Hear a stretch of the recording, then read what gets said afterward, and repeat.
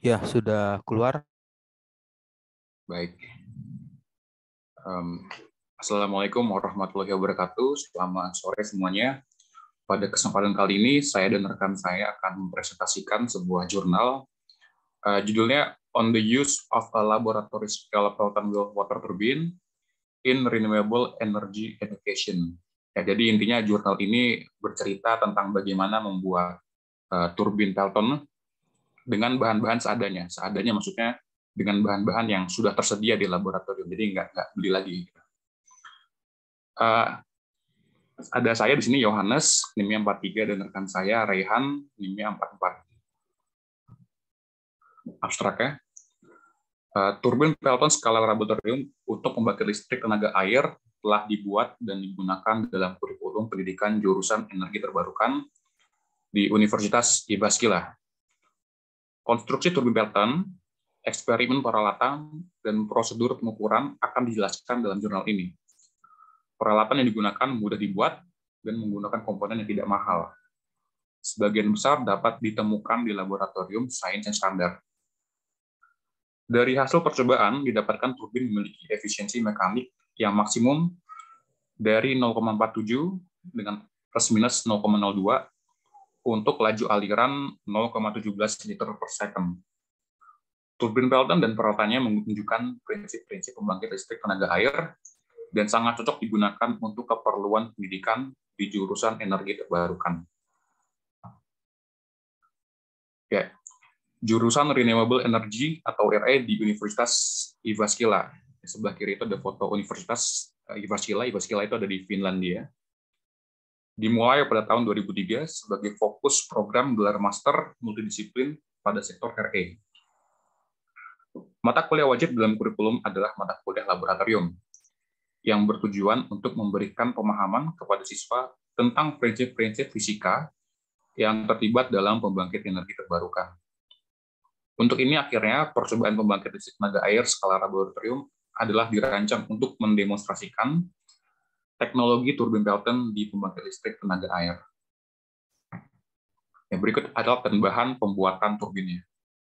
Turbin Pelton terdiri dari pusat silinder yang 12 vanes atau baling-balingnya telah dikenjangkan menggunakan skrup dan sudut siku-siku kurung aluminium.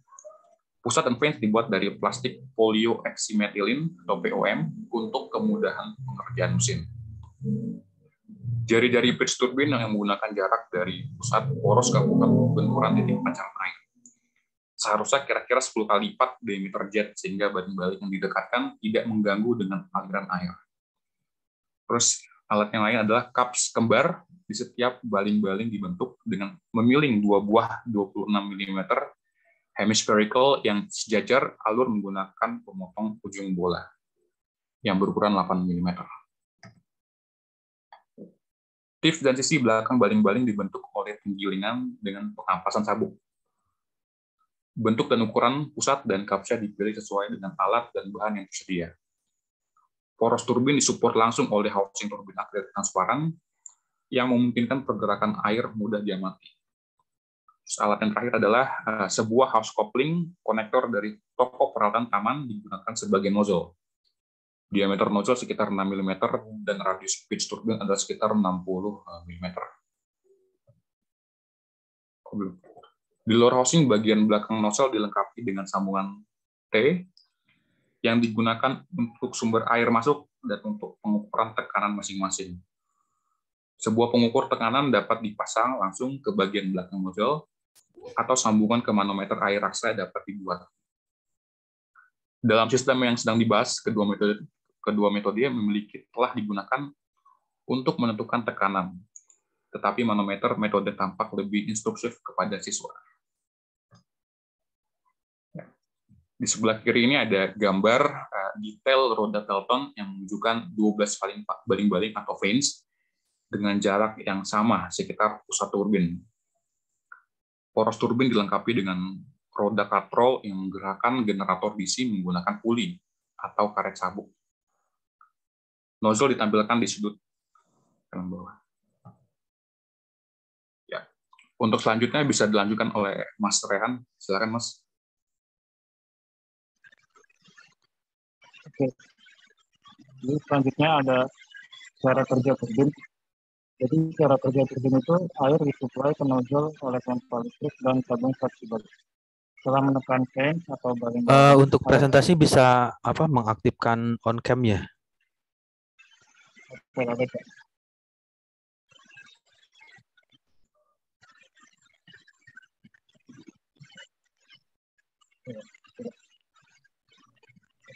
Saya lanjut.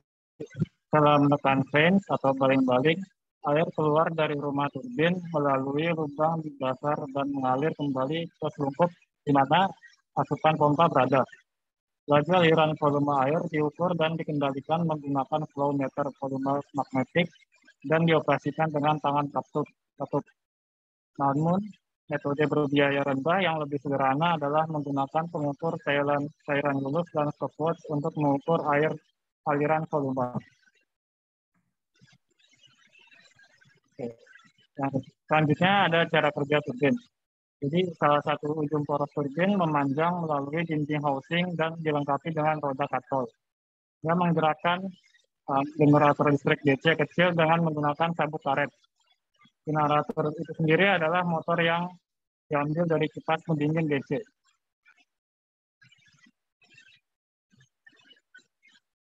Next.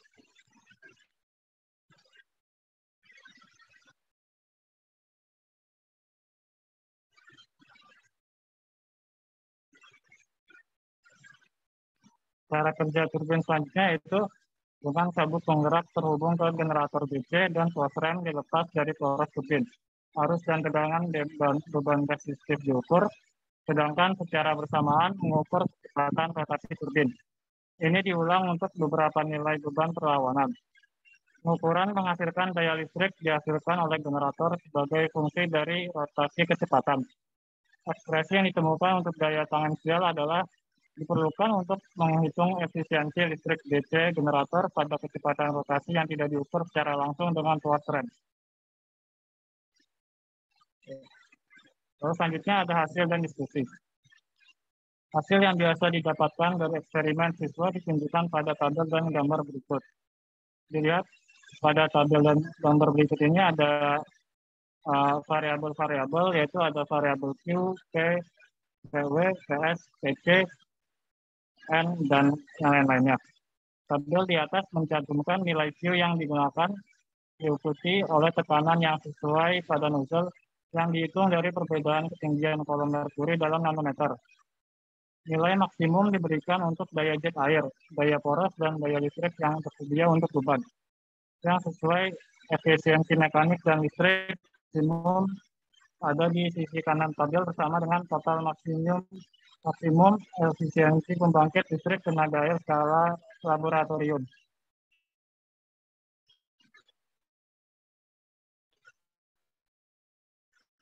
Terakhir kesimpulannya itu turbin Pelton telah dikonstruksi dan digunakan dalam pendidikan kurikulum program energi terbarukan di Universitas Gisela. Turbin terbuat dari komponen murah yang sebagian besar dapat ditemukan di laboratorium sains yang standar. Dari percobaan dan hasil, turbin ditemukan memiliki efisiensi mekanik maksimal 0,47 kurang lebih 0,02 untuk laju aliran air sebesar 0,17 liter per second. Turbin Pelton dan peralatannya mendemonstrasikan prinsip-prinsip tenaga air dan sangat cocok digunakan dalam pendidikan energi terbarukan. Kemudian dari kami ada pertanyaan. Baik, yang mau bertanya silakan ditaruh di kolom chat.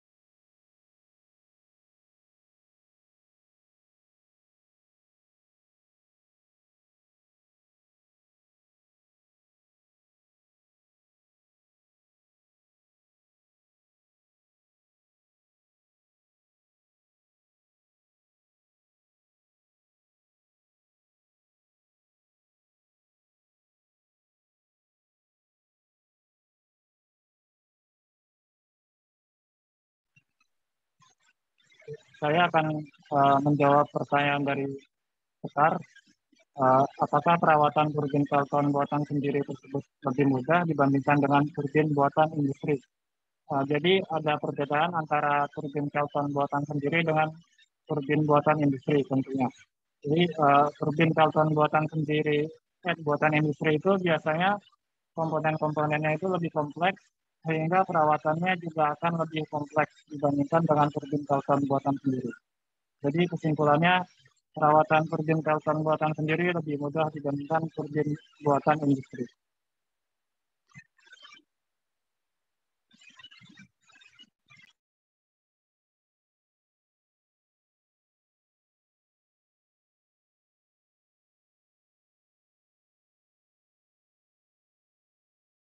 Baik, selanjutnya saya mau menjawab pertanyaan dari Mas Taufik.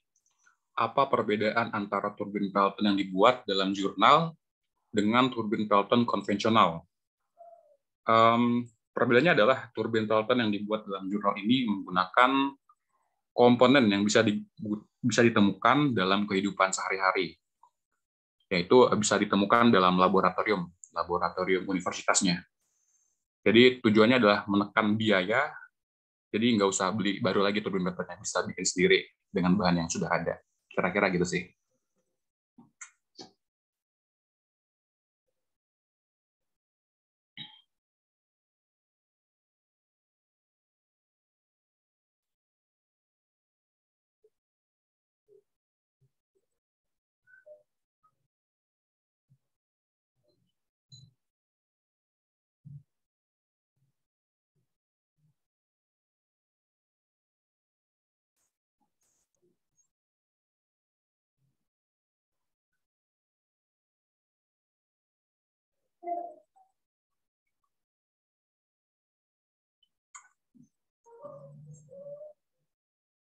Selanjutnya saya mau jawab pertanyaan dari Renaud.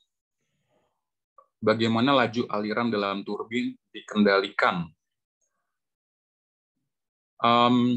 Laju aliran volume air dari turbin itu diukur dan dikendalikan menggunakan flowmeter volume magnetik dan dioperasikan di tangan katup. Tapi bisa juga dengan cara yang lebih sederhana, yaitu menggunakan pengukur cairan lulus dan stopwatch untuk mengukur aliran volume. Kira-kira begitu, Mas Renat.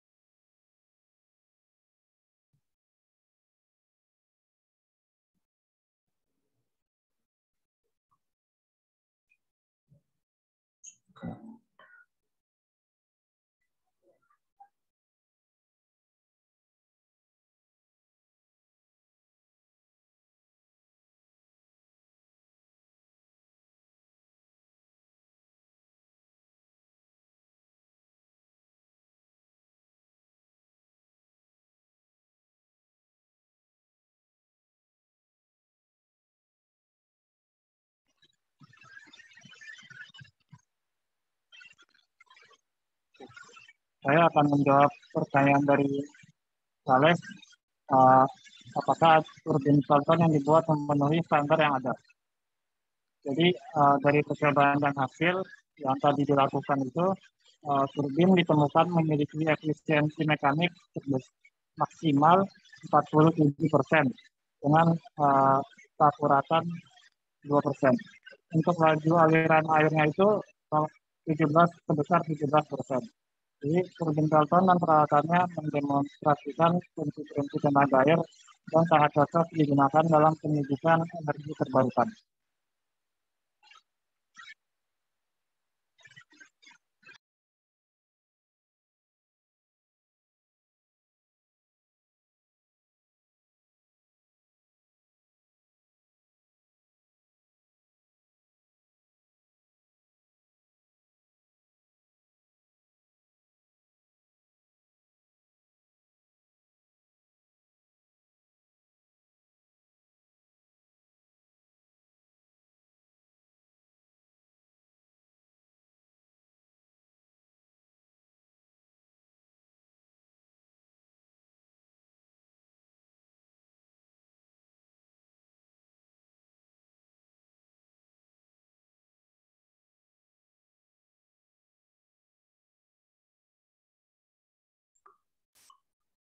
Baik, selanjutnya saya mau jawab pertanyaan dari Alvin Jordan.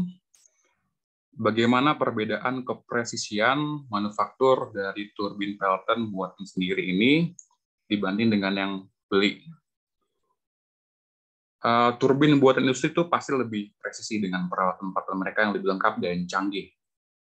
Tapi turbin buatan sendiri dalam jurnal ini sudah bisa diandalkan, walaupun tidak seakurat yang industri.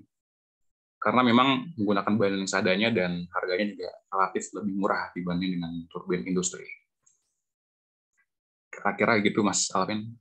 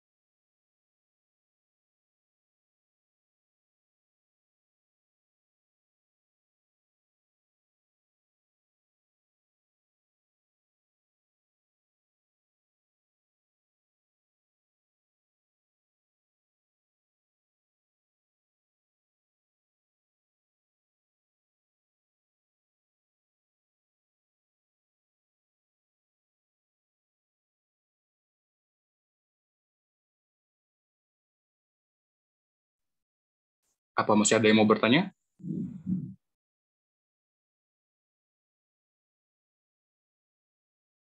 Lagi nulis.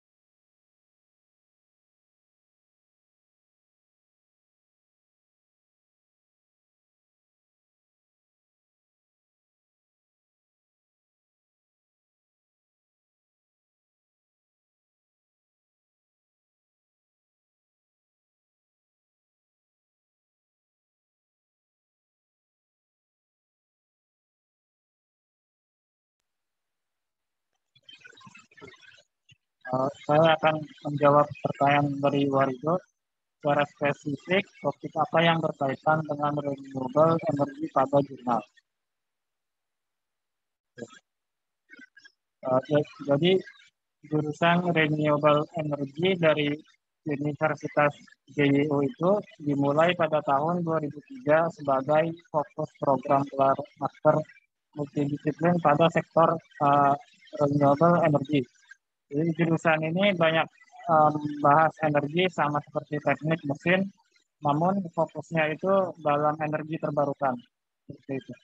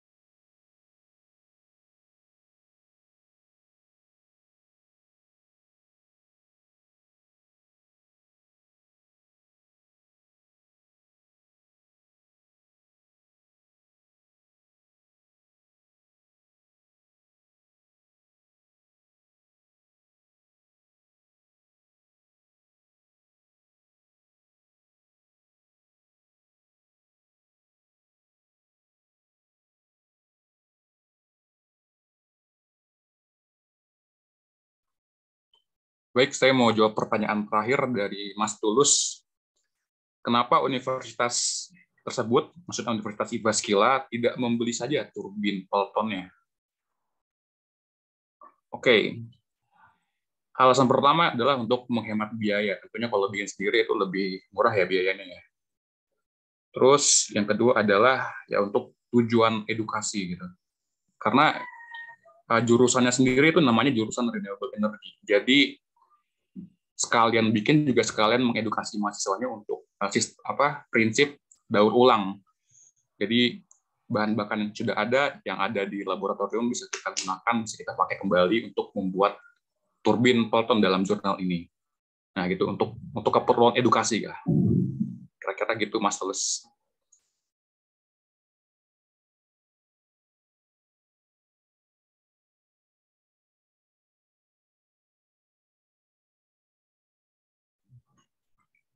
Baik, sudah 7 pertanyaan, Pak. Semua kelompok sudah mengajukan pertanyaannya.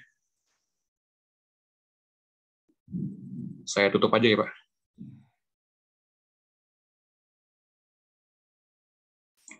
Ya. Sekian presentasi dari kami. Mohon maaf bila ada kesalahan. Wassalamualaikum warahmatullahi wabarakatuh. Ya, oke. Jadi yang sudah melakukan presentasi untuk dokumentasinya nanti diketik kembali ya pertanyaan, kemudian jawaban apa yang diberikan pada saat memberikan jawaban, dan tulisan dari pertanyaan apa yang ditanyakan dituliskan. Lalu jika semuanya sudah lengkap atau sudah ditulis dengan rapi, nanti diupload di Edmodo untuk didokumentasikan di sana di Edmodo beserta dengan video record ya, video rekaman dari presentasi tugas kelompoknya. Ya, oke. Karena sudah selesai melakukan presentasi, saya rasa cukup untuk minggu ini. Nanti kita ketemu